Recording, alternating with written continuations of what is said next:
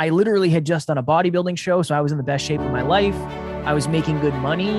Everything seemed like it was awesome, but I was very unconfident.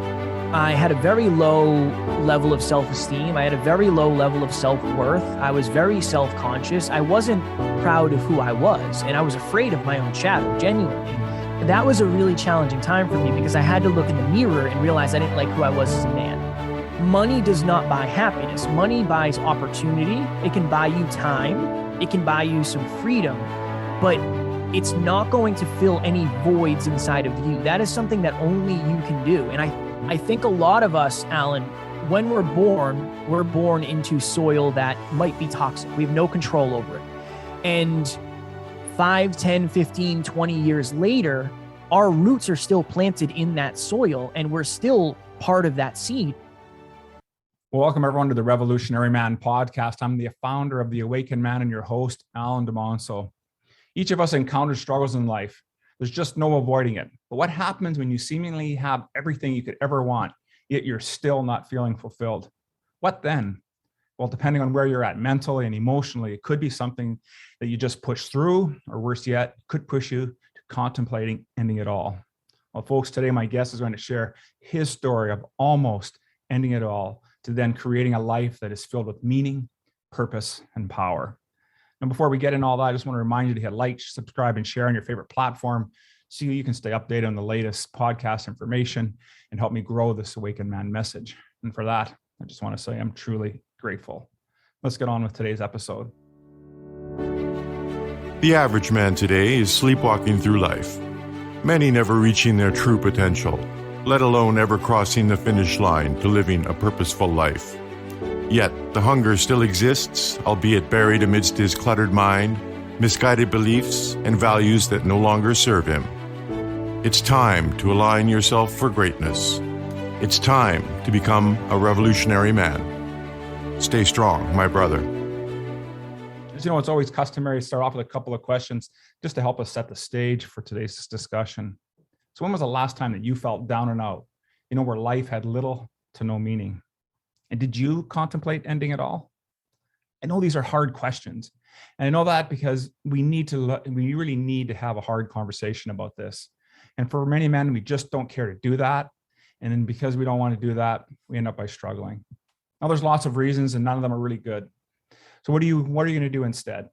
Well, today my guest, Kevin Palmeri, discusses his life struggles and his successes and how he's transformed his life and has been able to take consistent action. So allow me to introduce Kevin. Some people find rock bottom, he says, but Kevin found out that rock bottom also has a basement. And in his mid-20s, he found out he thought he had it all. He had a beautiful girlfriend, a high-paying job, a sports car, a dream body, and with all of this perceived success, he found himself still sitting on the edge of his bed, debating suicide. Not once, but several times. But years later, Kevin and his business partner founded Next Level University, which features, among other things, a podcast that generates multiple six figures, has hundreds of thousands of downloads, and is in over 100 countries. Welcome to the show, Kevin. How are things today? I am living the dream, Alan. Thank you for the wonderful intro. I'm excited to chat with you and see where we go for the listeners today. Yeah, I'm really grateful for reaching out today. And in the men's work that we do here with The Awakened Man, we always talk about all of us being on a hero's journey, the idea that we're always on some form of a quest. And so I like to start off by asking my guests on the show tell us a little bit about your journey, your quest, and how that shaped you and led you to who you are today and the work that you do. Absolutely. So I always start my story with a little bit of context. So I was raised by my mom and my grandmother. I did not have my father in the picture, and I did not meet my dad until I was 27 years old. So obviously there's a lot that goes into that. And a lot of the reasons I am the way I am is based on that experience that I dealt with growing up. But when all of my friends, Alan, went away to college after high school, I didn't know what I wanted to do with my life, but I knew I didn't want to go to college. So I just started working. While everybody else was out partying and meeting people and what seemed like living the dream, I was working at the local gas station from 6 a.m. until 2 p.m. And that was my full-time job. And I ended up just job hopping around through my teens and my early 20s. And I ended up getting this very, very good job where I was in the weatherization industry. So all that means is we would go into a building and we would make it more energy efficient. We worked in state and government buildings. So I got paid by the state and or the government. So I usually made really good money. Yeah. And thank you for the wonderful introduction. And as you mentioned in that introduction, when I was 25, I basically had what anybody could want. It was quote unquote the dream life. I had a sports car. My girlfriend was a model. I literally had just done a bodybuilding show. So I was in the best shape of my life. I was making good money. Everything seemed like it was awesome, but I was very unconfident. I had a very low level of self-esteem. I had a very low level of self-worth. I was very self-conscious. I wasn't proud of who I was, and I was afraid of my own shadow, genuinely. Mm. One day, my girlfriend came to me. We lived together in New Hampshire, and she said, Kev, I want to move across the country to California, and I want to chase my dreams. And I gave her every reason in the world why she shouldn't do it. This, just a bunch of BS, because I was afraid that she was going to leave me behind. Mm-hmm. And I was afraid that I wouldn't be able to keep up and my goals and my dreams weren't big enough. And she came back a couple of weeks later and we had a conversation and she said, I'm going to leave you. I need to go chase my dreams. I need to go do my thing. And you're not the man that I thought you were. And she ended up leaving me and chasing her dreams. I'm glad she did. That's exactly what she should have done. But when she left, that was my initial rock bottom. We had just moved in together 3 or 4 months ago, right? Now she's leaving. I have this place by myself. Work has gotten slow. So now I'm paying for everything by myself. I'm paying almost $3,000 a month in bills. And I'm not making $3,000 a month right now. So that was a really challenging time for me because I had to look in the mirror and realize I didn't like who I was as a man. That is when I initially started self-improvement. And I read some simple books and I got into that. But what I really did was I tried to get inside my own mind. So I would do these positive affirmations, Alan, every night before I went to bed. I'm talented, I'm handsome, I'm worthy, I'm intelligent. And this year I'll make the most money I've ever made in my entire life. The problem is I leaned on that last one, assuming that would fix all of my internal problems. So the next year starts out, I get a promotion. I'm a foreman now at the company. And when you're a foreman, that means you start every job and you finish every job. So you're on the jobs for the entire time. Yeah. But we did most of our work out of state. So I lived in New Hampshire at the time. We did most of our work in New Jersey, which is like a 6 or a 7 hour ride. Yeah. So if you fast forward to the end of that year, I had been on the road for 10 months out of the 12. Every single week I was living in hotels, and these were not nice hotels. I was living out of my suitcase. So Sunday through Friday, I would be on the road. I'd come home Friday night. Sometimes I get home at like 9 at night. Sometimes I get home at 2 a.m. I would literally take my clothes out of my suitcase, throw them into the washer, take them out, throw them into the dryer, and then throw them back into my suitcase. That was literally how I lived life for those 10 months.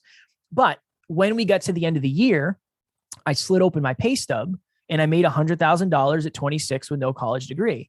And I remember I had another one of those moments of, I put all of my emphasis for happiness into external results. I'm still miserable inside. Nothing changed. I'm still insecure. I'm still self-conscious. So I did what anybody does. I started a podcast called the Hyper Conscious Podcast. That was how this all started for me. And I was having deep conversations with my friends about their lives. One of my friends debated suicide and I went to the hospital with him and we talked about that on the podcast and it was powerful. Another one of my buddies had his first child when he was, I think 19 or 20. And we talked about how that changed his life and it was awesome. And I really felt like I was having an impact for the first time in my life. But the problem is work was just as busy and I didn't care about my job anymore. I didn't care about the money because I realized money didn't bring me happiness. I didn't care about traveling because I didn't want to do it anymore. It wasn't worth it to me. So I started calling out of work. I would show up late. I would leave the job site early, which people did not appreciate. And it got to the point, Alan, where I would have to be in New Jersey, which was 7 hours away, 6 hours away, depending on traffic, on Monday morning at 7 a.m. I would sleep in my bed at home from 9 p.m. until like midnight. I'd get up and I'd drive 6 hours, 7 hours to the job site. I'd work an 8-hour day and then I'd go to the gym after. And I was just burnt out. I was running on fumes. And the rock bottom basement moment, the day, the morning, the event that really shifted my life more than anything. I woke up in New Jersey, 5:15 in the morning, cold fall morning. I wake up and I slide to the edge of this hotel bed, and I'm 6 hours away from home. I have somebody else in the room with me who's a coworker, but this person isn't really a friend of mine. And the best way to explain it is there's 10 televisions on in my head at the same time, and every single one is on a different station. And one is saying, Kev, you're stuck here forever. I know you want to go do other stuff, but you're never going to find a job like this. You got very lucky to make the amount of money you're making. If you do leave, what will your friends think? You make more money than any of your friends, and they all kind of look up to you, and you've positioned yourself as successful in your friend group. What will your family think? You make more money than anybody in your family. You can't do this. And the loudest one for me, Alan, was, do you really think you can be a successful podcaster? And genuinely, transparently, authentically, I did not believe that was possible for me. And in that moment, I felt like if I was to end my life, I would take my problems with me. And that wasn't the first time I had felt that. That was probably the third time. I had been to therapy at that point, and I had done a lot of reflection, but I ended up texting my business partner, who is also named Alan. And I said, hey, I'm going through it. I'm dealing with these thoughts. I don't know what to do. I'm in a really dark place. And he said, Kev, so much has changed for you over the last couple of years, but your environments have stayed pretty much the same. I think it's time for you to change your environments. 3 or 4 months later, I left my job, became a broke entrepreneur for the next 3 years, which was probably more challenging than the first part of my life, honestly. But yeah, that's really where it started for me. My goal is to be the person that I needed when I was sitting on the edge of that hotel bed. And that's one of the through lines of why I do the things I do. That's why we're recording this on a Saturday when, some other people are going to the beach. It's going to be 92 degrees today. I'd rather be here doing this because this is what I love. I hear you, brother. That's a great story. And thanks so much for putting all that context around the story. And is it so true that, a couple of notes that I wrote down is it's about the external pieces of our life and how we measure ourselves against that. And we feel, and we forget that it's an internal job. And one of the things I always say is that life's a do-it-yourself project. Doesn't mean do it by yourself. It means do it for yourself. And, you had the fortitude to at least be able to reach out to your business partner and get that wake up call. The other piece that I made here was about how you measured success, and you had all these different things. And then it was the last one. It was the money thing. That'll make me happy, and that's how I'll determine that I'm successful and that I'm worthy. And I'm just wondering that through this time there, that's obviously something that, a switch was flicked for you. So what was the first thing that after you started to realize what was going on, what was the first thing you knew you had to change? And then how did you go about doing that? I knew that I had to tap into who I was as a human being to figure out, I think it was the understanding, Alan, that happiness is results based. So if I do well at the gym today, I will be happy. Or if I do well at my speech, I will be happy. Or if I do well on this podcast, I will be happy. When the through line of what people are looking for, I think, is fulfillment. I think it's contribution. Worst case scenario, I bomb this and it's terrible. And Alan says, hey, we can't publish that. That was the worst thing ever. But I'm still in the process of doing what I love. I'm in alignment with the best version of Kevin. So I think that I had to unlearn the fact that money does not buy happiness. Money buys opportunity. It can buy you time. It can buy you some freedom, but it's not going to fill any voids inside of you. That is something that only you can do. And I think there's a couple ways to do it. Ask yourself, why? Why am I making these decisions? Why am I not making these decisions? But one of the things that I really believe is very important that not enough people talk about, and I just said the word, unlearning. I think a lot of us, Alan, when we're born into soil that might be toxic. We have no control over it. And 5, 10, 15, 20 years later, our roots are still planted in that soil and we're still part of that seed. And we're learning and we're reading books like you have behind you. For some reason, it doesn't seem like it's landing. It's not getting to the identity level. It's not getting to the root. And I think the problem is a lot of us are pouring this new nutritious soil on old toxic soil. I think the thing that I understood that I had to do was I had to reflect and figure out, why do I think the way I think? It's not based on what I did yesterday. It's based on what I've always done. So I really tried to take a look back into childhood, into why I was making the decisions I was making, into traumas, into fears, into successes, into pleasures, and really understand myself at a deeper level. Hyper conscious means acutely aware of why things are the way they are, why they aren't.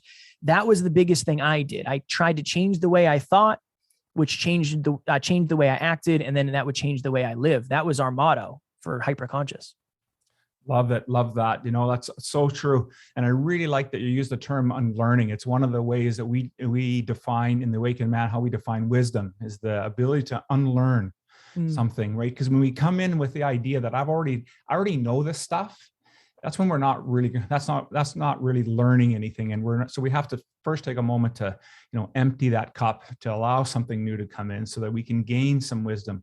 And we get that through that practice. And I just love that. And the other thing, so synchronicity here, lots of synchronicity here with our conversation, because one of the things that changed for me in my life, some 25, 30 years ago, when I was going through my first iteration of stuff, was I came across the Essence of Destiny quote, and it's about thoughts, words, actions, behaviors ultimately prove your destiny. And I really like how you've honed in on that. And you were able to figure that out, that how am I thinking about, why am I thinking the way I'm thinking? And how can I change that perspective, change that point of view that allows me to shape and change? And so I want to talk a little bit about then leading into like the difference between having a growth mindset or a fixed mindset. What your thoughts are on that? Yeah, I definitely had a very, very, very fixed mindset up until 27. So I'm 32 now. So I've probably had a growth mindset for the last 5 years. Yeah. One of the best examples of this, I use this as a story. Yeah. I went to the fire academy. So at the time I lived in Massachusetts, I wanted to be a firefighter. Our town had an on-call position where they would send you to the on-call firefighting academy. I said, cool, let's do this. And one of the things that I never did is I never asked questions. So we would have classroom days where you would learn from the book and there'd be presentations, but we also had these practical days where we would do live fire training and we would do hydrant training and engine training. And I remember I never asked any questions on the practical days because I was so afraid that people would laugh at me. So afraid. Because a lot of the kids who were in that class with me, their parents were firefighters. Their grandparents were firefighters. They'd already worked in houses before. And this was like my introduction. So I end up passing all my tests and I end up becoming an on-call firefighter. And the first week I was on call, my pager goes off at 2 a.m. and I go down to the station. It's like, whoa, this is something. This is really, really interesting. This is exciting. I get on the engine, I get my gear on, and we get to this fire, and there's a car on fire in somebody's garage, in somebody's driveway. Mm-hmm. And the second I get out of the truck, I think to myself, I have no idea what to do. I have no clue I don't know where this hose goes. I don't know where the inlet is, the outlet is. And I literally just froze. And if there was something major going on there, I might have been responsible for somebody not being saved. That was the last day I felt confident as a firefighter. I ended up quitting shortly thereafter. Reason is I had such a fixed mindset. I was so afraid to ask for feedback, to ask questions, that actually took me from that job. So one of my favorite quotes is, you're going to get feedback no matter what. You can either get it along the way or you can get it all at once at the end. I got it all at once at the end, but I always had a very, very fixed mindset. I assumed failure was final. I assumed if you failed something, it was the end of the world. And I think one of the ways to really untether yourself from that, number one, there's a book called Mindset by Carol Dweck, which is a great book about that. And she's done so much research on it. But I think that you have to set small goals for yourself and prove yourself right. And then when things do go wrong, which they naturally will, you just have to find the lessons. You have to find the lessons from your failures. And then when you try again, you know what to avoid at least. It's like a video game. The first level is usually one of the harder levels because you don't know what's going on. Yeah. But the second time you do that level, it's a little bit easier, right? And then if you beat the game, it's easier to beat the game the second time. But if you quit on the first level, you never understand what happens on the second, third, fourth, and fifth. That's so true. And I just love the way you put that, you frame that whole piece. And isn't it so true that how again, it comes back to, I just keep thinking of, the stories that we tell ourselves and how we're measuring success, and that, if I don't have, if I just need to, I'll just know it all. So I'm not going to ask any questions. I'm not going to put myself out there. And there used to be a commercial. I'm up in Canada here in Winnipeg, and there used to be a commercial on with a guy with a mechanic, and he'd say, you can either pay me now, get the small repair, or you're going to pay me later, with the big stuff. And how often as men do we, out of fear of being embarrassed, shamed, we're talking about shame this month in our work. It's amazing to me and when I talk to successful people like yourself about how, once you realize that by not asking questions and not putting ourselves out there and learning along the way, instead of waiting to the end to get the big learning in. And sometimes that's productive, but for the most part, it suggests it probably just reinforces the lack of self-confidence that we have. Would you agree with that? Or? Yeah, I think that's the reason that I was so afraid to ask a question, because I think my thought process at the time was, well, if somebody laughs at me, that's going to directly hit me in my identity, and that's going to hurt my self-worth. Where now I realize that, maybe I will get laughed at, but I also know that I will be the one who feels more competent in the long run. So I think my awareness now of the question doesn't even matter. The awareness that comes with the answer and the fact that I can put that into practice later, it doesn't matter what happens in the interim, really. And that's something that's taken me a long time to really adopt, but it's also been me constantly getting out of my comfort zone. Mm-hmm. I mean, when Alan and I go to events, I always make it a point to try to ask a question. Even if I don't have one, I just make one up, because I'm trying to teach myself, look, it's not bad. It's okay. And honestly, I'm a podcaster, so I'm actually pretty good at asking questions now. So that helps. But I wonder if that came from the fact that I never wanted to ask questions in the past. Yeah, it could be, right. The world works in different ways. And so choosing the idea, that I'm going to be a podcaster, you kind of have put yourself out there, similar to, as I'm developing this work, it was, what's the best way to get the communication out there? And so I really enjoy listening to podcasts. I thought, well, why don't we try that? I can talk for a little bit. And I just love interviewing folks such as yourself, because you learn so much from, even though the stories may have some, like a grain of truth and similarity, the journey is so different. Your journey is so different from everyone else. And so I wanted to go back, take a little bit step back though, and talk a little bit about mental health and the toll that it takes on people, especially for men, because the statistics for suicide for men is so high, like it's anywhere between 4 to 5 times that of women. And I just want to get your sense, get a sense from you that, when did you notice that things were really starting to get, that was starting to become heavy for you? And what were you talked about reaching out to Alan to make a change, but what was going on for you? When did you start to notice? And how did you finally get yourself to take that action? The first time I ever had any inkling that I was having any mental health issues, I lived in Boston with my girlfriend at the time, and we lived in this really nice apartment with this other couple, and we had the loft upstairs. And one day everybody was gone to work and I had the week off or something. And I remember laying in bed, and I remember vividly thinking to myself, if this is what life is, I don't know if I want to do it. I wasn't having like suicidal ideations, but it was very much, I don't know if I want to do this anymore. This is just, it's gray and it's boring, and I just don't feel fulfilled. And I just feel like I'm in Groundhog Day. I'm doing the same thing every single day. And I ended up telling my partner at the time, and she suggested therapy. She said, well, I've been to therapy a lot. I think that's something that can really help you. And I remember, number one, we lived in Boston. So anywhere you go in Boston and you're trying to park, it's a nightmare. So I was like, look, I'm not going to go downtown to get therapy. This is going to be a whole thing. She ended up eventually convincing me. And I remember I went downtown to Boston. I found a parking spot, parallel parked. I walk into this old building, and I'm walking up this spiral staircase, these creaky stairs. And I remember thinking, this is going to be terrible. This is going to be terrible. I'm going to cry. I'm going to look bad. And I remember when I walked in, I had a female therapist. She was amazing. She asked me great questions and we got deep, and I definitely cried a lot. But I remember when I left there that day, I felt way better. I felt really, really good, because I think that what I wanted to do deep down was I wanted to express the way I was feeling.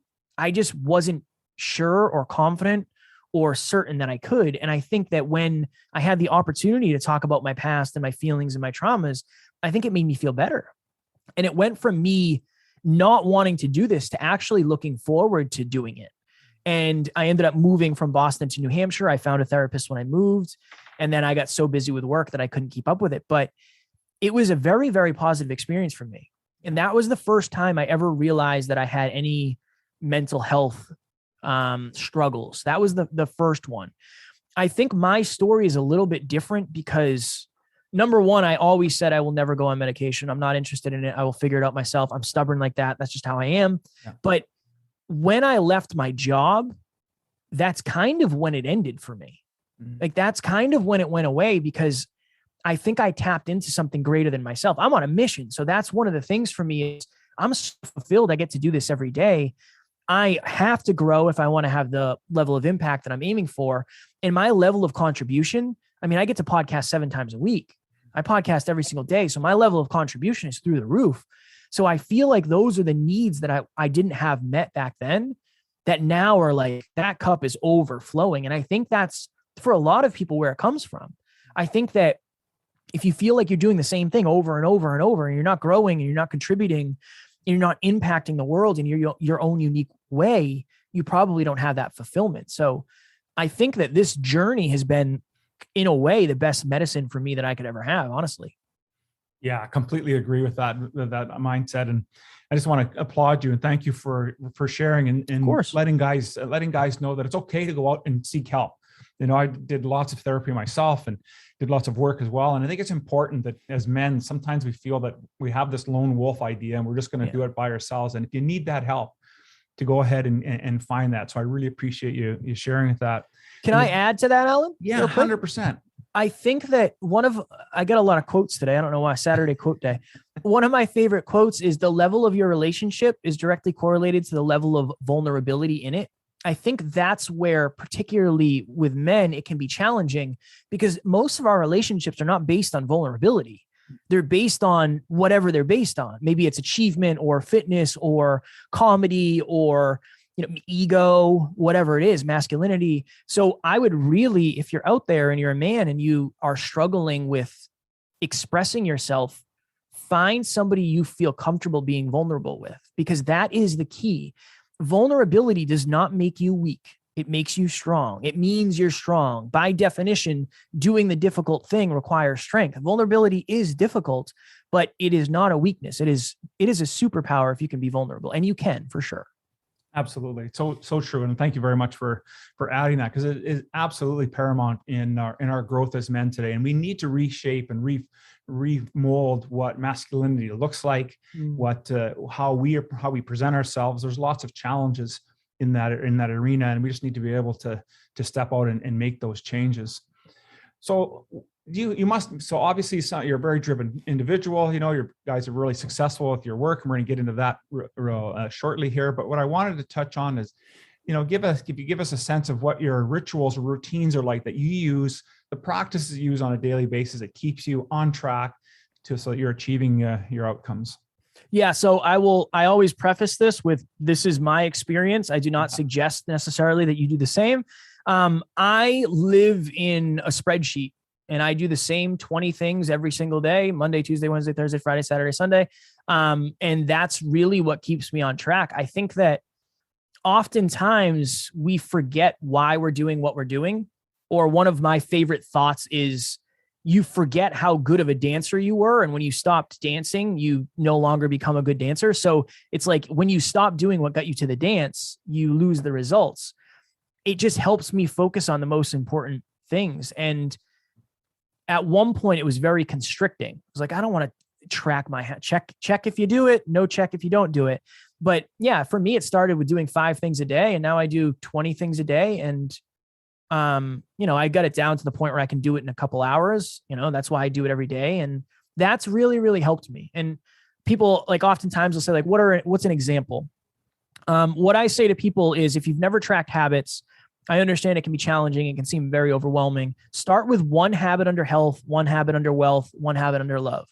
Under health, when you wake up, just weigh yourself. That's all. You don't have to do anything crazy. You don't have to go on a 26-mile run. If you're just getting into this, just weigh yourself, because at least it'll give you awareness. For wealth, when you wake up, look at how much money is in your bank account, write that number down, do the same thing tomorrow. Is the number going down consistently, or is the number going up consistently? What's the run rate look like, right? That's an important thing. And then for love, if you're in a relationship, you can play the gratitude game with your partner. So every night before my fiance and I go to bed, hey, this is one thing I'm grateful for about you. And then the other person will reciprocate. If you're single and you don't have a partner, you can do the same thing. I mean, what's 5 things you're grateful for about your life?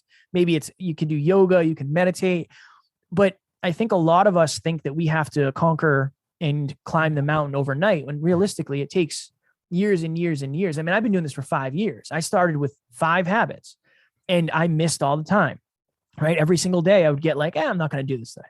I'm not going to post on social media, whatever it may be. So that's really helped me stay focused, stay dialed in, and honestly guarantee that I'm growing at the rate that I need to in order to ultimately get to the goal that we're trying to get to. But I also understand, Alan, it's not for everybody, right? Like, it's very regimented. It's very boring. I don't have a lot of variety, but that's not one of my core needs as a human, really. So I think it works well for me. I understand that it's probably not for everybody. Yeah, I hear what you're saying, but you know what? Variety is overrated. Variety is a perfect excuse to not get stuff done. Fair, right? fair. You know, right? Like, and I'm saying this more to myself than I am to my audience. You know, I like to have a little bit of variety. So, yeah, right. But in any of the men's work that I've been following and looking at, you're right on track, and I really like that you kept it. It's really simple. Mm-hmm. You started this whole segment on I track. It's simple, right? And it didn't need, and today you're at 20, but like you said, you started with 5 things. Yep. You picked some items that are important in life, you know, the circle of life idea, and you just worked on it. And you weren't successful at the beginning, but it was a way to get on track. And I think it's important that, you know, that the listeners get the simplicity of what you're doing. And while it doesn't, I think the most profound things are just that, right? They're simple. They just, it doesn't need to be so complicated. And I just liked how you presented that. Thank you. The fundamentals aren't sexy usually. No, you know, it's just, they've been around for so long. And yeah, I mean, if you want to become financially free and you don't know how much money is in your bank account, it's not going to happen most likely, unless it's luck. So you need the awareness, even if you just track for awareness, and then you can make a decision to do something differently. But that's been instrumental in my success, my growth. Our entire team tracks their habits, right? So like, we're in this culture of excellence, and obviously it's vulnerable excellence. You know, it's not, there's not a lot of ego in what we do, but I think it just helps, and you feel good. You make small promises to yourself. You keep small promises to yourself. It helps your self-trust, your self-esteem, your self-worth. Yeah. Well, that's exactly what James Clear would say, right? Right. We talk about, right. Then what's the one thing, the one habit you can do? No, that's too big. Make it small. Yep. Infinitesimally small. What can you do? So 100%. I really love that piece. Let's talk a little bit about your work.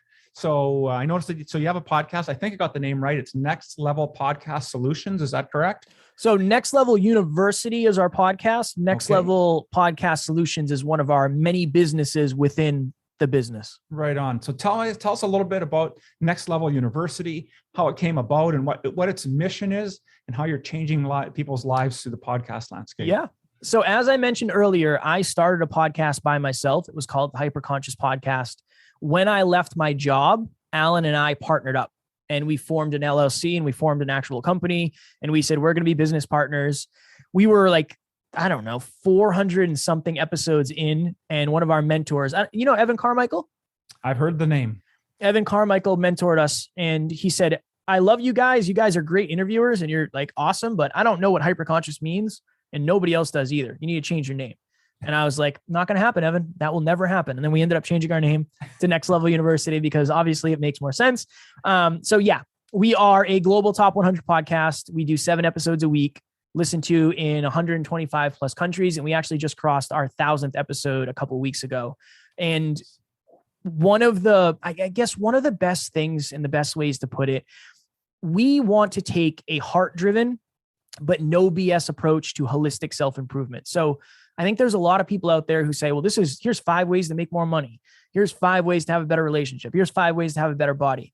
But almost none of those people have all of the results. And we want to be holistic. We want to be well-rounded. And I want to give people real, authentic advice through my own experiences and my stories.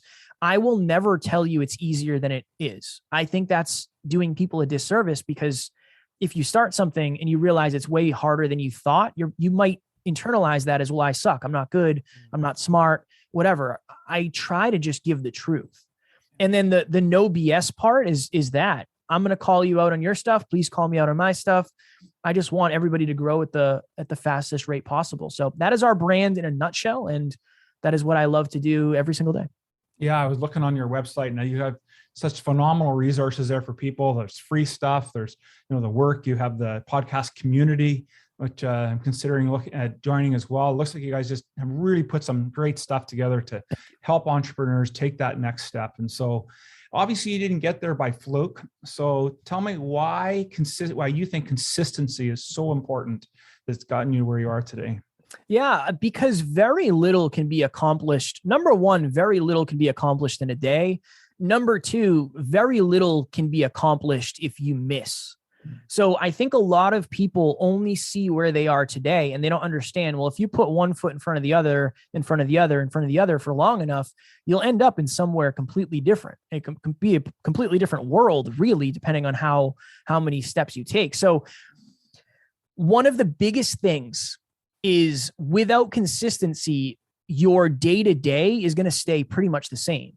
And the reason you're going to make progress in life is based on what you do on the day-to-day. So if you were to smoke one cigarette right now, nothing's going to change, most likely. If you are going to track one habit right now, most likely nothing is going to change. But if you fast forward 10, 15, 20 years, that's when you see the drastic changes. So consistency is, in my opinion, the most important thing in the world, because it's really the only way to make progress. And we have a lot of public accountability because we say this all the time. But one of the reasons we are where we are is because we don't miss episodes. We won't. It's a non-negotiable. It's a non-negotiable for us. So the things that you do the most consistently, you will get the best results in. It just is that way. I didn't make up the rule. It's just the way it works. And I think a lot of us now, more than ever, with the landscape of social media, we've been convinced that we can kind of just show up when we want. And I don't believe that. I genuinely don't believe that. I don't think that's the way to build a business or a community or a life or a relationship or success. So yeah, I think it's being talked about more and more now. James Clear has done an amazing job talking about habits and consistency. But it's one of those things where it doesn't seem to pay off until it does. And then when it pays off, you realize, oh, okay, cool. I've been doing this for the right reason the whole time, but not everybody has the opportunity to have that realization. Yeah, for sure. Or the fortitude to stick it out long enough to see the fruits of their labor, right? It's so easy for us to give up because we keep in mind, the end goal. Well, I'm going to get to that 1,000, the 1,000th episode. Well, it starts with 1, and then it's 10, and then it's 20. And it's just to stay in the moment and be consistent. And I really like how you put that. Thank you. So listen, of everything that we've talked about today, and maybe there's something we didn't get a chance to talk about, what would you recommend would be one takeaway for our listeners? It's going to be another quote, Alan. I don't know why you got me quoting today. One of my favorite quotes, and I think I made this up, but I'm sure some human throughout, history has said it. They put these words together in this order. Your reality becomes the parts of your imagination that you hold on to and pour into the longest. So when I started a little podcast by myself on episode 7, I said my goal was to wake up when I want, go to sleep when I want, go to the gym when I want. Alan asked me when I go to the gym, usually in the morning, podcast with amazing people, and be my own boss. That was my goal. Be my own boss and do this for a living. And here we are 1,000 episodes later. And now that is my reality. Now that's the thing I held on to and I focused on and I poured into and I worked every single day at, but it's also the thing that I didn't always, but I tried to believe was possible. I held on to that part of my imagination. What would it be like if I could just podcast from home?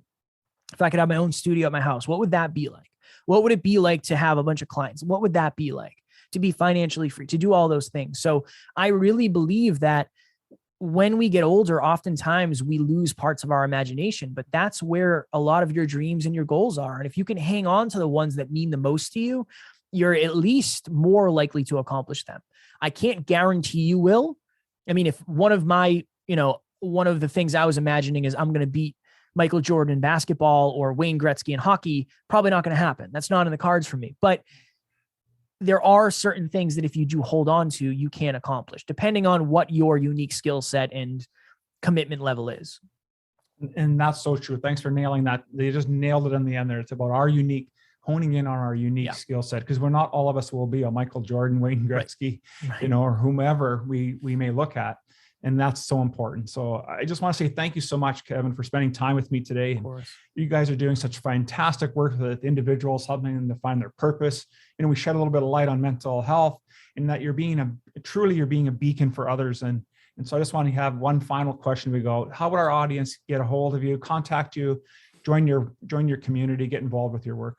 Yes, thank you so much for the kind words. You can find us, Next Level Universities. Just search that on any of the podcast platforms. We're also on YouTube. Our website is nextleveluniverse.com, and that has everything you need to know. And then if you want to chat with me, the best place is Instagram. My handle is @NeverQuitKid.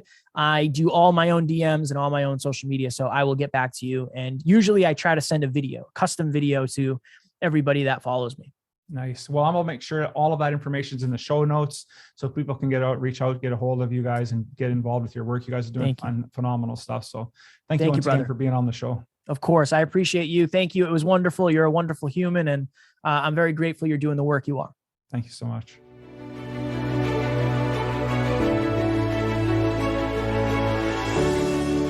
Thank you for listening to the Revolutionary Man podcast.